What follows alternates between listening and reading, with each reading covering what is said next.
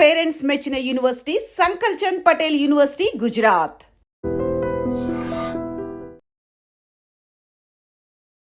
Sir namaste sir. Namaste అండి. Sir ఇప్పుడు చిన్నపిల్లలపైన అఘాయితలకు పాల్పడుతుంటే వెంటనే పోక్సో అనేది అట్రాక్ట్ అవుతూ ఉంటుంది. అదే అలాంటి సందర్భంలో కొంతమంది మాత్రము అరెస్ట్ చేయకుండానే పోలీసులు వాళ్ళకు ఒక నోటీస్ ఇవ్వడము అలాంటివి చూస్తున్నాము. ఇకపోతే కొంతమందిని ఇమీడియట్గా అరెస్ట్ అనేది చేస్తూ ఉన్నారు.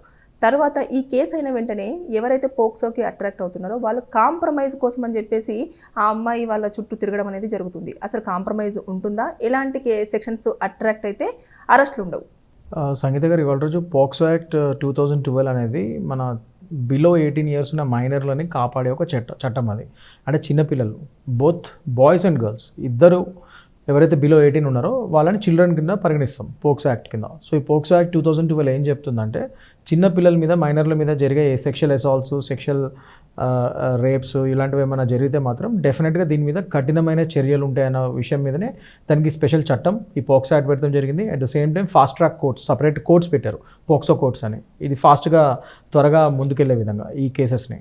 సో ఇది ఒక మంచి నిర్దిష్టమైన చట్టం ఇది మన పిల్లల్ని కాపాడటానికి.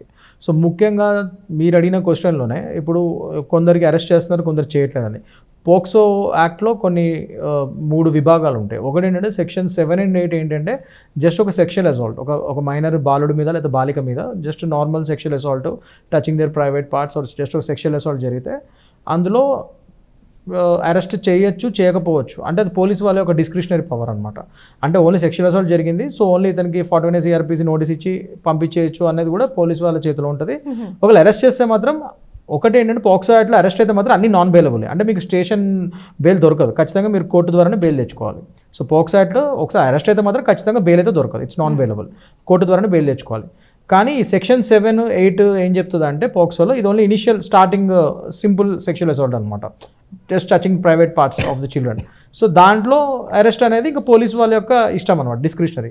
ఇతను ఏం పారిపోడు, ఇతను కోఆపరేట్ చేస్తాడు ఇన్వెస్టిగేషన్కి, ఇతని నుంచి విట్నెస్లకు ఏం ప్రమాదం లేదు, ఇతను ఎవిడెన్స్ని ట్యాంపర్ చేయడు, ఇలాంటివి ఏమన్నా వాళ్ళకి నమ్మకం కుదిరితే కోఆపరేట్ ఎప్పుడు పిలిచినా వస్తాడు ఇన్వెస్టిగేషన్కి అని నమ్మకం కుదిరితే అప్పుడు అరెస్ట్ చేయాల్సిన అవసరం లేదు. అలాంటి సెక్షన్ ఉంటాయి, పోక్సో సెక్షన్ 7 ఉంటాయి మాత్రం.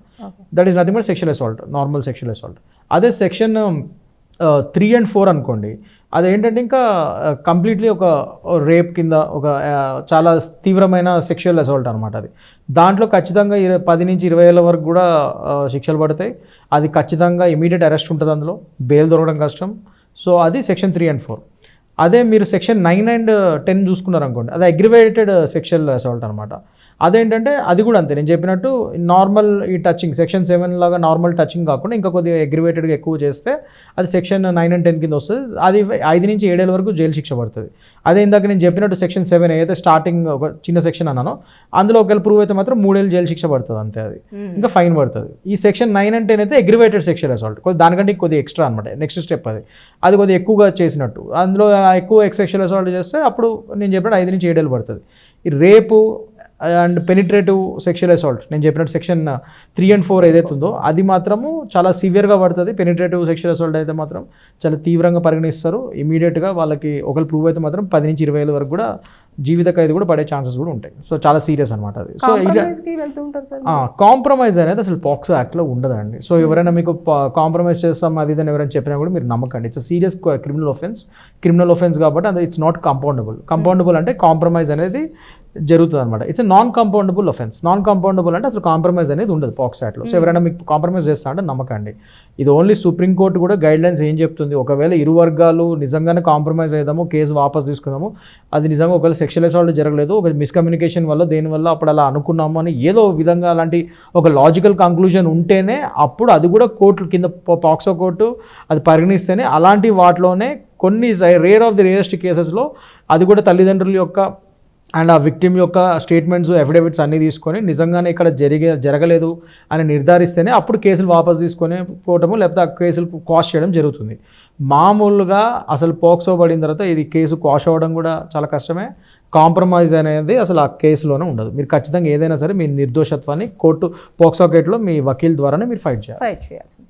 సార్ ఇప్పుడు ఆవిడ చిన్నప్పుడు ఏదైతే పాప కానివ్వండి బాబు కానివ్వండి చిన్న ఏజ్లో అంటే మీరు అన్నట్టుగా చాలా తక్కువ ఏజ్లో ఉన్నప్పుడు వాళ్ళు ఏదో కొంచెం అఘాయిత్యానికి గురయిన తర్వాత వాళ్ళకి ఏజ్ వచ్చిన తర్వాత నేను అప్పుడు అలా జరిగింది అని చెప్పేసి కేసు పెడితే అది పోక్సో కింద కన్సిడర్ చేస్తారా? 100% అండి. ఇది ఒక మంచి డౌట్ అడిగారు మీరు. చాలామంది ఏమనుకుంటారంటే అప్పుడు అయినప్పుడే అప్పుడు కేసు ఇస్తేనే తీసుకుంటారు ఏదో అని అనుకుంటారు. చాలామంది చిన్నప్పుడైనా ట్రామాని ఇలాంటి సెక్షువల్ అసాల్ట్స్ని పెద్దాక వాళ్ళు పెడతారు. సో చిన్నప్పుడు అయిందని మీరు మీ దగ్గర ఒక సాక్ష్యం ఉన్నా ఏదున్నా కూడా మీరు చిన్నప్పుడు అయిన దానికి కూడా ఇప్పుడు పెట్టచ్చు మీరు డెఫినెట్గా. అంటే కొద్దిగా సాక్ష్యాలు కావాల్సి వస్తుంది, ఎందుకంటే కోర్టు వారు పరిగణించాలి. ఎందుకంటే ఇప్పుడు మీరు మేజర్ అయిపోయారు, చిన్నప్పుడు జరిగింది మీకు. సో దాని తగ్గట్టు కొద్దిగా సాక్ష్యాలు ఉన్నా, ఎవరైనా విట్నెస్లు ఉన్నా కొద్దిగా మీకు కేసు స్ట్రాంగ్ అయ్యే ఛాన్సెస్ ఉంటుంది. బట్ స్టిల్ మీరు ఒక మైనర్గా ఉన్నప్పుడు మీ మీద ఒక సెక్షువల్ అసాల్ట్ జరిగింది అని మీరు ధైర్యంగా ఇప్పుడు మేజర్ అయిన తర్వాత కూడా మీరు చెప్పడానికి ముందుకు వచ్చి ఒక కంప్లైంట్ ఇస్తే డెఫినెట్గా కోర్టు వారు కానీ పోలీసు వారు కానీ దాన్ని పరిగణలోకి తీసుకునే ఛాన్సెస్ ఎక్కువ ఉంటాయి.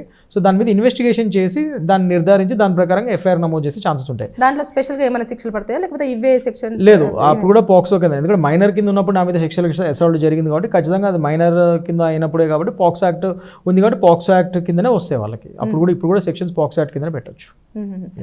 అంటే ఎప్పుడైనా మనం పెట్టినా కూడా అవే సెక్షన్స్ అవే శిక్షలు అనేవి అప్లికేబుల్ అవుతాయి 100%. ఎందుకంటే మీరు మైనర్గా ఉన్నప్పుడే కదా మీ మీద అఘాయిత్యం జరిగింది. సో డెఫినెట్గా పోక్సో యాక్ట్ వర్తిస్తుంది అక్కడ కూడా. మీరు మేజర్ అయిన తర్వాత పెట్టినా కూడా పోక్సో యాక్ట్ వర్తిస్తుంది అక్కడ. కాకపోతే ఇక్కడ ఏంటంటే ఇమీడియట్గా పెట్టలేదు కాబట్టి కొద్దిగా ఆ కేసు పెడతాము, ఆ కేసు నిలవడం, అది ట్రైల్కి వెళ్ళిన తర్వాత మనం దాన్ని నిరూపించుకోవడం జరిగినట్టుగా అది కొద్దిగా టఫ్ అవుతుంది. ఎలాంటి ప్రూఫ్స్ మనం సబ్మిట్ చేయాల్సి ఉంటుంది సార్? మీ మీద సెక్షువల్ అసాల్ట్ అయినప్పుడు అప్పుడు మీ అట్లీస్ట్ మీ తల్లిదండ్రులకి మీకు తెలిసిన వాళ్ళకి మీరు చెప్పు ఉండాలి, వాళ్ళకి ఆల్రెడీ తెలిసి ఉండాలి.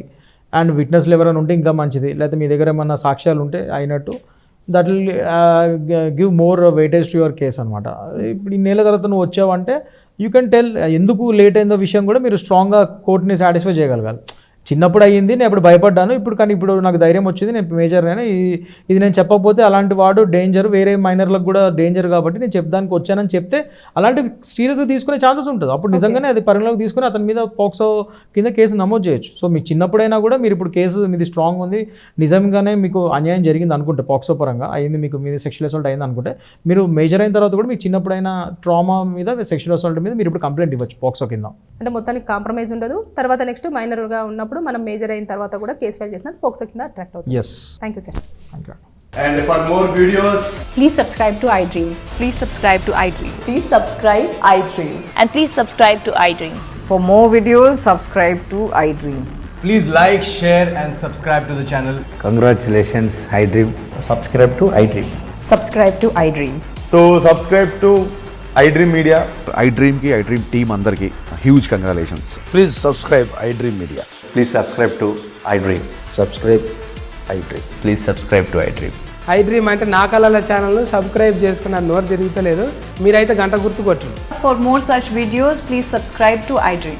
Subscribe to iDream. Please subscribe to iDream. Please subscribe iDream Media. Please do subscribe to iDream. Please subscribe to iDream Media. For best entertainment and information, please subscribe iDream. And don't forget to subscribe to iDream.